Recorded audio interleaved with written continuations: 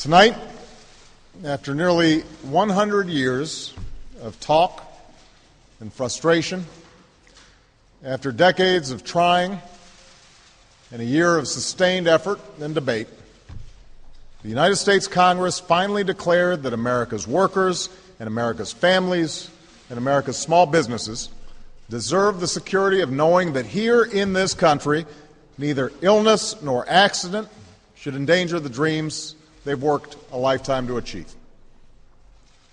Tonight, at a time when the pundits said it was no longer possible, we rose above the weight of our politics.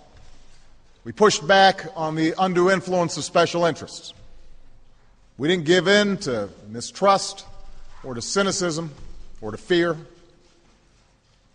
Instead, we proved that we are still a people capable of doing big things and tackling our biggest challenges. We proved that this government, a government of the people and by the people, still works for the people. I want to thank every member of Congress who stood up tonight with courage and conviction to make health care reform a reality. And I know this wasn't an easy vote for a lot of people, but it was the right vote. I want to thank Speaker Nancy Pelosi for her extraordinary leadership, and Majority Leader Steny Hoyer and Majority Whip Jim Clyburn for their commitment to getting the job done. I want to thank my outstanding Vice President, Joe Biden, and my wonderful Secretary of Health and Human Services, Kathleen Sebelius, for their fantastic work on this issue. I want to thank the many staffers in Congress and my own incredible staff in the White House who have worked tirelessly over the past year with Americans of all walks of life to forge a reform package finally worthy of the people we were sent here to serve. Now, today's vote answers the dreams of so many who have fought for this reform. To every unsung American who took the time to sit down and write a letter or type out an email hoping your voice would be heard, it has been heard tonight.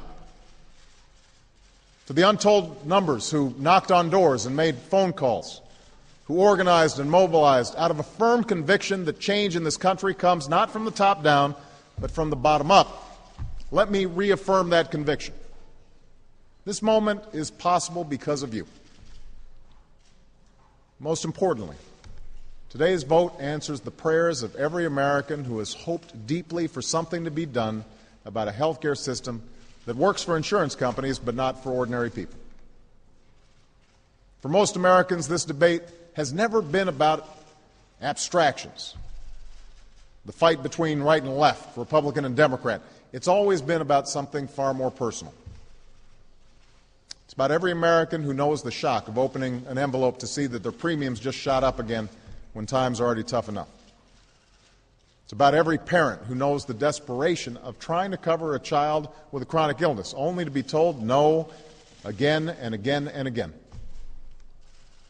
It's about every small business owner forced to choose between insuring employees and staying open for business. They are why we committed ourselves to this cause. Tonight's vote is not a victory for any one party. It's a victory for them. It's a victory for the American people. And it's a victory for common sense. Now, it probably goes without saying that tonight's vote will give rise to a frenzy of instant analysis. There will be tallies of Washington winners and losers, predictions about what it means for Democrats and Republicans, for my poll numbers, for my administration. But long after the debate fades away and the prognostication fades away and the dust settles, what will remain standing is not the government-run system some feared or the status quo that serves the interests of the insurance industry, but a healthcare system that incorporates ideas from both parties, a system that works better for the American people.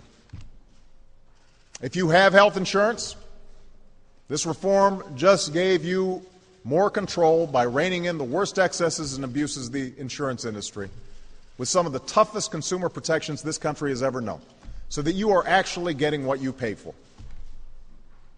If you don't have insurance, this reform gives you a chance to be a part of a big purchasing pool that will give you choice and competition and cheaper prices for insurance. And it includes the largest health care tax cut for working families and small businesses in history, so that if you lose your job and you change jobs, start that new business, you'll finally be able to purchase quality, affordable care and the security and peace of mind that comes with it. This reform is the right thing to do for our seniors. It makes Medicare stronger and more solvent, extending its life by almost a decade. And it's the right thing to do for our future. It will reduce our deficit by more than $100 billion over the next decade and more than $1 trillion in the decade after that. So this isn't radical reform, but it is major reform.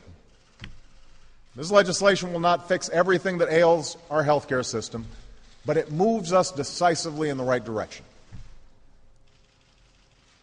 This is what change looks like. Now, as momentous as this day is, it's not the end of this journey. On Tuesday, the Senate will take up revisions to this legislation that the House has embraced. And these are revisions that have strengthened this law and removed provisions that had no place in it. Some have predicted another siege of parliamentary maneuvering in order to delay adoption of these improvements. I hope that's not the case. It's time to bring this debate to a close and bring in the hard work of implementing this reform properly on behalf of the American people. This year, and in years to come, we have a solemn responsibility to do it right. Nor does this day represent the end of the work that faces our country. The work of revitalizing our economy goes on. The work of promoting private sector job creation goes on.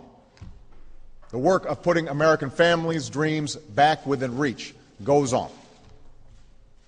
And we march on with renewed confidence, energized by this victory on their behalf. In the end, what this day represents is another stone firmly laid in the foundation of the American dream. Tonight, we answered the call of history as so many generations of Americans have before us. When faced with crisis, we did not shrink from our challenge. We overcame it. We did not avoid our responsibility. We embraced it. We did not fear our future. We shaped it. Thank you. God bless you, and may God bless the United States of America.